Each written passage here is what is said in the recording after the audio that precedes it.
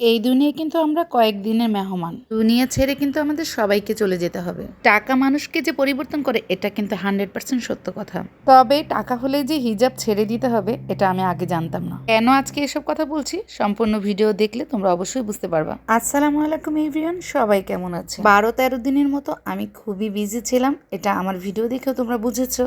অনেক জায়গায় আমি বলেছিলাম আমার ছোট বোন দেশের বাড়ি থেকে এসেছিল, তো আমরা এই প্রথম 5 বোন বাংলাদেশে অনেক বছর পর একত্র হলাম। প্রায় 13 দিনের মতো আমরা সবাই মিলে একসাথে ছিলাম, যার কারণে আমি ভালোভাবে ভিডিও বানাতে পারিনি। আমার বোন যেদিনই দেশের বাইরে চলে যাবে ঠিক সেদিনই আমার মেয়ের শ্বশুরবাড়ি থেকে খবর আসলো আমার মেয়ের মামা শ্বশুর মারা গিয়েছে। বোনকে এয়ারপোর্টে বিদায় দিয়েই তারপর সাথে সাথে চলে আসলাম আমার বিয়ে বাড়িতে।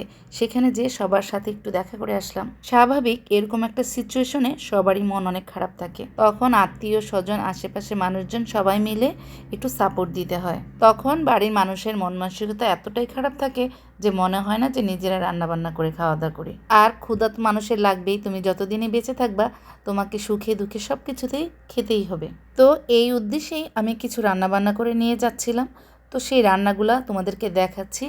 আর এই দুঃখের মধ্যেও আমি তোমাদের সাথে আজকে অনলাইনের কিছু কথা শেয়ার করব। আমি প্রথমেই তোমাদেরকে বলেছিলাম যে টাকা হলেই মানুষের পরিবর্তন হয় 100%। কথাটা কিন্তু একদম সত্যি কথা। আমি পেজ নিয়ে এই অনলাইনে কাজ করতে যেয়ে অনেক কিছুই দেখেছি, অনেক অভিজ্ঞতা নিয়েছি। মানুষ মাত্রই কিন্তু ভুল করে, তারপরও ভুলের পরে যখন সে নিজেকে শুধরে নিতে পারে সেই হচ্ছে পারফেক্ট একটা মানুষ। আমি কারো নাম বলবো না, তবে কিছু কথা বলবো, মনের মধ্যে এই কথাগুলো ঘুরপাক খাচ্ছিল, তাই আজকে তোমাদের সাথে শেয়ার করব। অনলাইনে পেজ নিয়ে কাজ করতে এসে যা যা দেখেছি, তবে পেজ থেকে কিন্তু তুমি যদি কষ্ট করো অনেক আর্ন করতে পারো, এটা সত্য কথা। তবে আর্ন করার সাথে সাথে যদি তোমার নিজেকে তুমি পরিবর্তন করতে থাকো তাহলে কিন্তু এটা ঠিক নয়। যেমন মনে করো আমি আমার পেজ থেকে এখন মোটামুটি আর্ন করা শুরু করেছি। ডে বাই ডে আমার আর্ন খুবই বাড়ছে, আমি খুবই আনন্দিত। আমি যখন লাখ লাখ টাকা ইনকাম করা শুরু করে দিয়েছি, আমি ঘর বাড়ি তৈরি করা শুরু করে দিয়েছি, তখনই আস্তে আস্তে আমার গেট আপ চেঞ্জ হওয়া শুরু হয়ে গিয়েছে। যেমন মনে করো আমি কিন্তু সবসময় আমার ভিডিও তৈরি করি, আমার ভিডিওতে কিন্তু আমাকে তেমন একটা শো করি না, বাট গল্প বলে কথা বলে আমার ভিডিওগুলো দেখিয়ে যাই। আমি একজন হিজাবি মহিলা, আমি হিজাব পরি, বাট হিজাব পরে আমি সামনে আসতেই পারি, এটা কোনো সমস্যা নয়। আমি পেজের প্রথম থেকেই হিজাব পরে ভিডিও বানাই এবং সেভাবে করে আমি আমাকে প্রেজেন্ট করি সবার সামনে, এবং ওভাবেই কিন্তু ফেসবুক মামা আমাকে ভাইরাল করেছে এবং আমাকে ডে বাই ডে আমার পেজ থেকে অনেক আর্নিং দিচ্ছে। এখন যদি এত এত টাকা দেখে আমি আমার নিজেকে পরিবর্তন করে ফেলি, আমার হিজাব খুলে আমি চুল বের করে সবার সামনে ওপেনলি ভিডিও বানাই, তাহলে কি বলো আমার কি এটা ঠিক হবে? টাকা হলে তুমি তোমার বাড়ি ঘর পরিবর্তন করতে পারো, তুমি তোমার চলাফেরা, তুমি তোমার লাইফস্টাইল, তুমি খাওয়া দাওয়া সব কিছুতে একটু চেঞ্জ আনতে পারো।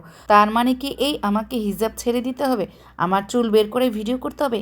তাহলে আমার আরও বেশি ভিউ হবে, আমার আরও বেশি টাকা আসবে। কত টাকা লাগে একটা মানুষের একটা ছোট্ট সংসারে বলো? এই দুনিয়া ছেড়ে তো আমাদের সবাইকেই বিদায় নিতে হবে। যখন তোমার কিছু থাকবে না, তুমি হঠাৎ করে অনেক বেশি ধনী হয়ে যাবা, অনেক টাকার মুখ দেখবা, তখন কিন্তু তোমার ভিতরে অনেক বেশি পরিবর্তন চলে আসবে, তোমার মধ্যে অহংকার চলে আসবে। তাই বলবো এত বেশি অহংকার আর এত বেশি টাকার লোভ কখনোই করো না। আমি অনেক ছোট ছোট কন্টেন্ট ক্রিয়েটরদের এইরকম অবস্থা দেখে আজকে আমি আমার মনের কথাগুলো এই ভিডিওর মাধ্যমে শেয়ার করলাম। টাকা হলেই কেন মাথার হিজাব খুলে চুল বের করে ভিডিও বানাতে হবে? আরে তোমরা তো মাথায় হিজাব পরা অবস্থায় ভিডিও বানিয়েই ফেসবুক থেকে ইনকাম করা শুরু করেছো, তাহলে কেন সেই জিনিসটা ভুলে যাও? ওই অবস্থা থেকে যে ইনকামটা করবা সেই ইনকামটা থেকেই তুমি সন্তুষ্ট থাকো। যারা হিজাব না পরেই প্রথম থেকেই নর্মালভাবেই চলে ভিডিও বানায় তাদের কথা অন্যরকম, কিন্তু আমি হিজাব পরে যেহেতু চলি, আমি কখনো হিজাব খুলে ভিডিওতে আসবো না। এর জন্যই বললাম টাকা আসলে মানুষকে এত পরিবর্তন করে দেয়। আমার কথায় আবার তোমরা কেউ মন খারাপ করো না, আমার মনের ভিতরে এই কষ্টগুলো ছিল কয়েকদিন ধরে, সেগুলো তোমাদের সাথে শেয়ার করলাম। কথা বলতে বলতে এইদিকে মোটামুটি আমার রান্নাবান্না শেষ হয়ে আসছে। আমি আজকে ভুনা খিচুড়ি করেছিলাম, মুরগির ঝোল করেছিলাম আলু দিয়ে, আর ডিম ভুনা করেছিলাম। কেমন লাগলো তোমাদের কাছে আমার ভিডিওটি? যদি ভালো লেগে থাকে বেশি বেশি করে লাইক দিবা, কমেন্ট করবা আর শেয়ার করে দিবা। সবাই ভালো থেকো, আল্লাহ হাফেজ।